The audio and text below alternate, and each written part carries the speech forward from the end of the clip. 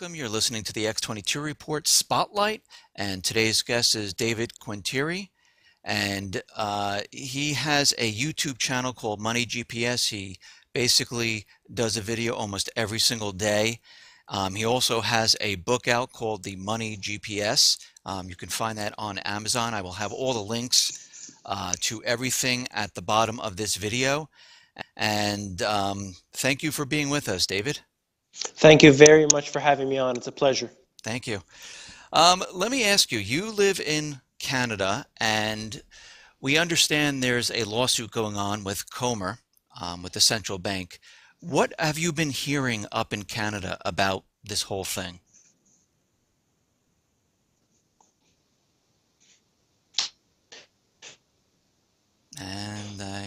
Well, it's for the mainstream renowned lawyer Rocco Galati, and basically he's spearheading this along with Comer. And essentially what's happened is they've said that the Bank of Canada shouldn't be doing what they're doing with the way that they produce the money and lending it out at interest. What I would say about this is that, look, it's great that we have this going on. There needs to be lawsuits against the Federal Reserve and all of the central banks because we know that they're all private, or at least semi-private, depending on how you want to look at it. However, it's ultimately, in most cases, they end up fizzling and going away. But what's important about this, what's at least positive, is the fact that this sheds some light on these issues so that people start asking, wait a minute, what's the Bank of Canada? What is this and what's happening here? They print the money at interest? That doesn't make any sense. And then they start asking questions. So at least this is some good news. Yeah, this is what we've been hearing, and we understand that all across the world, the central banks basically have taken over our whole economic system. And we see in Greece right now, they're having major problems with debt, problems with paying back their loans. Do you see Greece staying with the Eurozone or leaving and maybe pivoting to Russia? What are your thoughts on that? I definitely think that they should leave the Eurozone. Now, whether they will or not, that remains to be seen. I believe that they were really weak to begin with when they were brought into the Eurozone, and that was known. They should never have been able to use this same interest rate and currency that, for example, Germany does. So it is really a failure from the very first day. So the reason, however, why they were included in the Eurozone is the reason why many of the other weak nations are included, and that is a system of control. They want the technocratic elite to control as many countries as possible. They don't want to have them controlled by their own governments. That's why the Troika has made their way in and developed a stronghold over the Greek economy and over everything that they do, in fact, because they want control, and that's what's happening right now. That's what I'm seeing. Whether they'll leave or not, I don't really think so, especially with this new government that came in, which could have really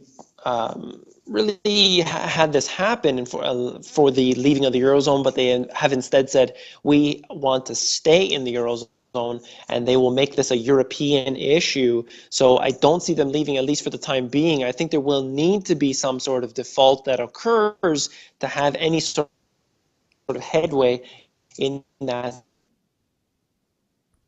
So let me ask you, if they do default and this maybe spreads to Italy, Spain, do you think other nations then will say, hey, if they can default, so can we? Italy right now, I guess they're having some type of referendum where they're saying, hey, let's leave the Eurozone. Do you think this will spread throughout Europe if this happens? It certainly can. And as I talk about all the time, all of the dominoes will fall. As soon as one nation begins to fall, it will begin to pick up steam, it will snowball. That's why I call it the dominoes falling, because one after another this happens, and it happens quicker and quicker and quicker. That's what happened during the financial crisis, where it started off as all the attention on the subprime, but then found its way into basically every single sector. So you look at a nation like Italy or like Spain or Portugal, they're extremely weak.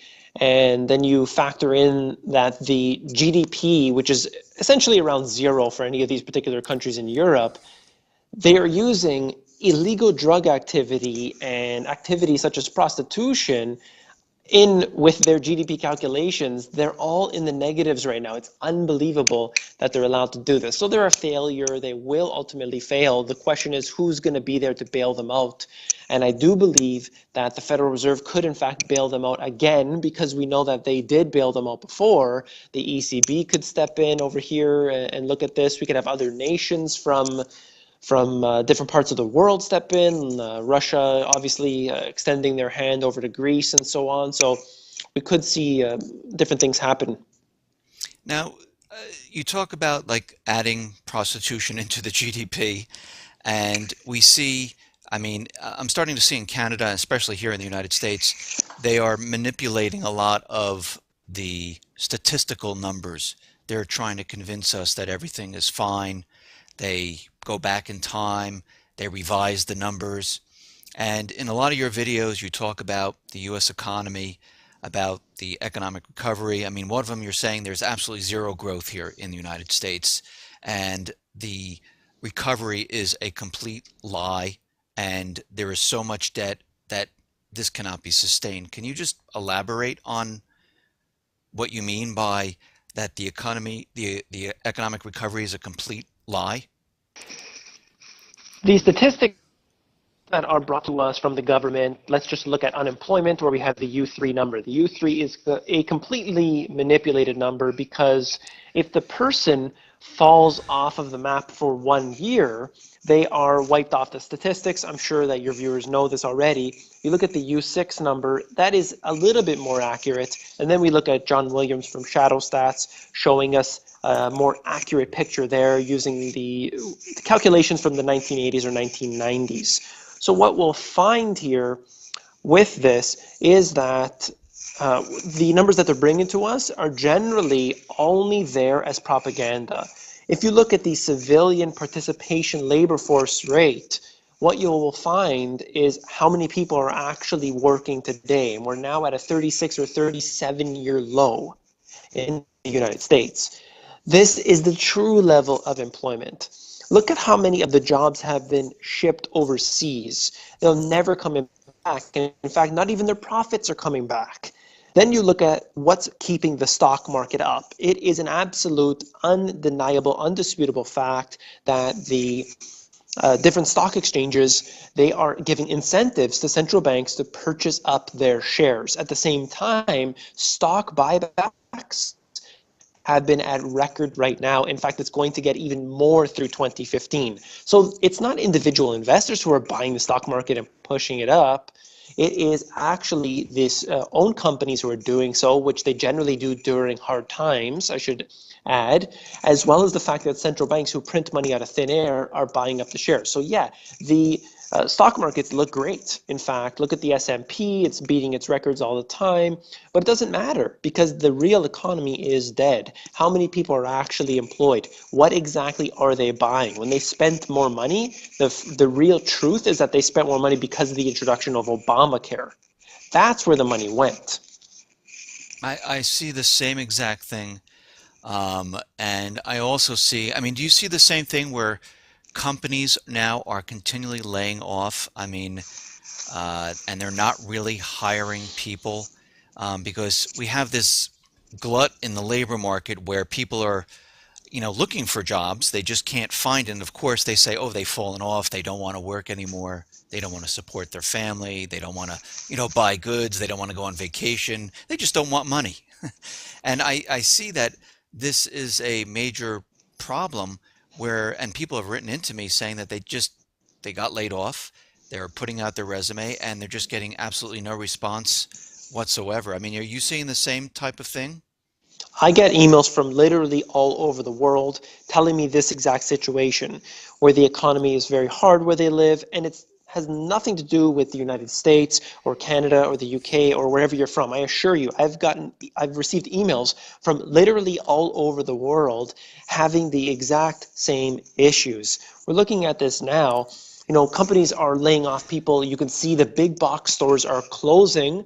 This Target is closing here in Canada. You're looking at all these different big box stores which are just shutting their doors, all because of the dying economy. The number one reason, there are other reasons, of course, but that is the biggest reason, is that number one, the economy is dying off, and number two, also in many ways, we see the shift over to online sales, and there are other factors along the line, but I could definitely see that the economy hurting is obviously the main factor. Now, you also talk about bubbles in the economy. What major bubbles do you see that are going to definitely blow up and maybe bring the whole system down?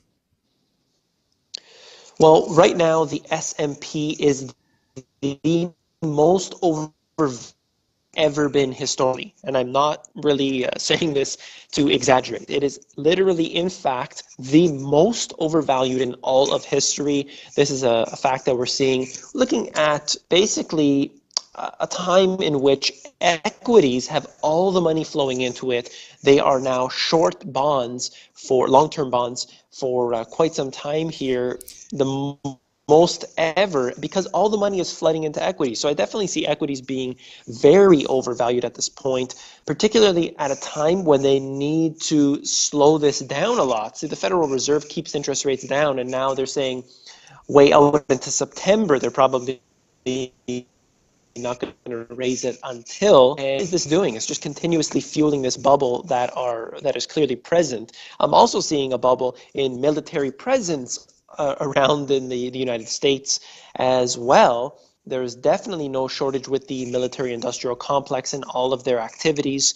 We have seen many reports of different scenarios where the military or the militarized police makes their way onto the streets for certain drills and testing, where oftentimes the public isn't even notified beforehand. So that's another bubble that definitely isn't being talked about. But what does this tell us? It's that they are preparing for worsening economic conditions. Look at any third world nation, whether it's Venezuela, for example. As soon as the economy gets bad, as soon as inflation picks up to a certain level, I assure you the military will be on the streets. They will have militarized police ready and waiting to essentially be there when you're trying to get your food from the supermarket and so on and so forth. These are the things that we need to be worried about. So you're saying that from your perspective, you're seeing here in the U.S. on the news and other areas that the police buildup is growing here in the United States. I mean, I see it in Canada, the police forces growing, the militarization after that, I call it a false flag in Canada with that terrorist attack in Canada, and I see it in many different countries. And I continually say in my reports that this is preparing for the collapse of the system. And this is why we see increased police on the streets. And you're saying pretty much the same thing at this point. If you've ever been to, or any of the viewers here have ever been to a G20 or had the unfortunate need to walk near the G20s, you'll find exactly what a police state is. So if you've never lived in a developing nation and had to face this, you will if you go anywhere near a G20. The police are literally hounding each and every one person, randomly searching them, going out, throwing away any sort of constitutional rights that individuals have, and they were literally pulling up to people, unmarked vans, unmarked individuals, throwing them into a van. I don't care where you are in what country or what the reason is. That's called kidnapping. Just because you may have a badge which wasn't even worn by these individuals caught in the video, that's called kidnapping. But of course, under this rule of this tyrannical rule, it's allowed to go on. We think that we have individual governments. We think that there's a United States government or Canadian government or anything, or perhaps some individuals may think that the monarchy controls everything. It is all controlled by an elite group of individuals sitting above all of these governments. They rule us beyond these governments. These are all ceremonial. For example, look at what Obama does. A lot of the rules, they're not even laws, but a lot of the rules that are put into place are literally by his decree. He signs on a piece of paper, a lot of times not even through executive order, which is illegal in my opinion, but through memorandum now.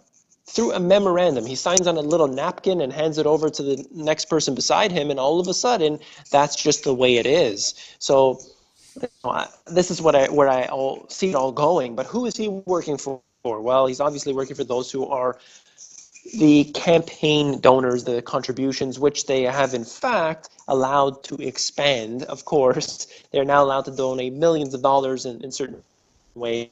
So this is all a big fraud. So, I mean, right now you're seeing that we're heading down the path of an economic collapse. And you're putting out that we're past the point of no return, that we can't look back now. We're heading down this path and things are going to start to fall apart. I mean, when this happens, what do you see occurring? I mean, can people access the banks and get their cash? What what do you see in the future? So what I see is sort of a tiptoe effect or trickling where it will not happen overnight in this regard. So you're going to slowly see the capital controls, which have already begun to be implemented. You're going to see that take place, just slowly but surely. And what will then happen is we will see the economy continuously getting worse. It's never going to be overnight to where the stock market crashes by 10,000 points and the sky is falling and all this other fear that they try to generate. It will happen slowly because as soon as it happens too quickly, the people will wake up. And that is what they've gotten really smart with in the recent past. We're looking at the computer algorithms which control the stock markets. They have, in fact, been able to crash the market of 1,000 points within a few seconds. So it could happen in this direction, but I don't think so because they are, in fact, really ready and waiting for this. They've been doing so for countless years preparing for this to occur. I do believe that there will be bail-ins. The bail-ins will affect each and every one person, but they will do so incrementally. So first it will be the uninsured accounts, and then they'll move on and slowly but surely affect everyone within the middle class. Those people who own real assets, however, are going to be more safe. If you own things like precious metals, like land or real estate, of course, there is no guarantee, but you are definitely far safer than if you were to put your money in the bank. There also, I should mention that the fact that cash, while some cash on hand under your mattress might be a good idea, you don't want to keep your savings in cash. It is not a good idea. A lot of people take their cash and they bury it or what have you. I don't recommend that at all. I recommend real assets. Yes, they can be seized, they can be confiscated or anything, but you have to do your best and you have to diversify both in the different types of assets, but also geographically. Individuals who don't have that much money could invest in small things. What about investing in things like junk or common coins? They also have, just basic food needs like extra bags of rice. You may consume these anyway, but they will withhold you for a period of time, canned foods, and so on and so forth. So you can make the preparations right now today. If you haven't already, I highly recommend that. There are other preparations that you need to make, but essentially what's going to happen is a trickle or a tiptoe effect, and one day you will wake up and not be able to turn around because there will be no salvation. So when these bail-ins do occur, do you think it's going to happen like in one day? There'll be like a bank holiday and everything will just shut down and they'll say, listen, you can't take your money out. You only can take out a certain amount each day. The bail-ins will take place in different countries around the world. We have seen as the G20 met in Brisbane, Australia, not that long ago, deciding that they would all implement a bail-in strategy. Some call it a levy, some call it a tax, some refer to it as the bail-in regime, as the Canadian government has done. You can see what happened in Cyprus. They just call it a bail-in. And other countries around the world all have their own terms. But essentially, the truth, the fact remains, is that your money will no longer be yours. Of course, they'll take a percentage out. I believe they will begin with uninsured accounts. So people who are quote unquote wealthy are going to be affected first. Then, of course, the general population will be totally fine. They won't think anything of it. They won't run to the banks and begin a bank run because they figure, well, it has nothing to do with me. I'm not affected by it. My account is insured. I have the FDIC or the CDIC or, whatever country you live in. But it will begin to step up. And that one day, you will not be able to access your money. So they will do it in increment, but there will be one night where you're locked out of your account, your online portion, you're unable to withdraw any money or transfer any money. You'll go to the banks, they're all closed. When they reopen, you have limited access. You can only take out $100 or 100 euros or what have you. This has been done before. Historically, in the United States, they have had capital controls. In most countries around the world, they have capital controls whenever the economy gets bad. How do you, I mean, this is just your opinion. How do you think people are going to react to this? I mean, if this occurs in Canada, in the US, I mean, going down the line, I know you're saying it's a incremental approach, but how do you think people are going to take this? As soon as they can't get their money out, then we have a few days. We can begin a timer, and it will only be a few days because essentially they're going to be locked out of their food supply. Nobody really, I believe this, nearly 100% of people grow their own food. They only have worth of food at home, and the store shelves, as we know, will empty out within 72 hours. As soon as that is all done with, then the riots will begin. This has been documented countless times throughout history where we have seen food riots take place. Now, people don't think this will happen, but what would happen if the store shelves emptied within that 72-hour period? They're going to go scrambling. They're going to go knocking down neighbors' doors. They're going to go rioting in the streets, breaking into different businesses. Look at what's happening in Baltimore right now. We have a major situation occurring, and it's all because of one individual. So what happens when people can't eat? Well, it's going to get a lot more serious, and it's going to happen very quickly. This is the opportunity for the militarized police to come onto the streets. This could, in fact, bring in things like we have seen with many different reports where the UN army makes their way onto the streets. A foreign army of forces has been used historically many occasions simply because they don't care about the people of that particular nation. They are there to get the job done. I do see this type of thing possibly occurring in many of the different cities. Look how many cities have been burnt to the ground, and many riots have taken place, not just in Athens. We saw it in London. We've seen many protests occur, whether it's for a G20 type event or whether it's what's happening in Baltimore at the moment. We have seen this take place over and over again. The people are not prepared.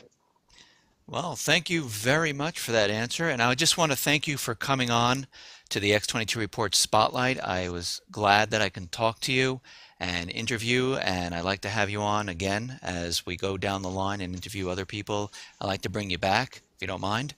And if everyone, go to Money GPS, his YouTube channel. Also go to Amazon and look at his book, The Money GPS.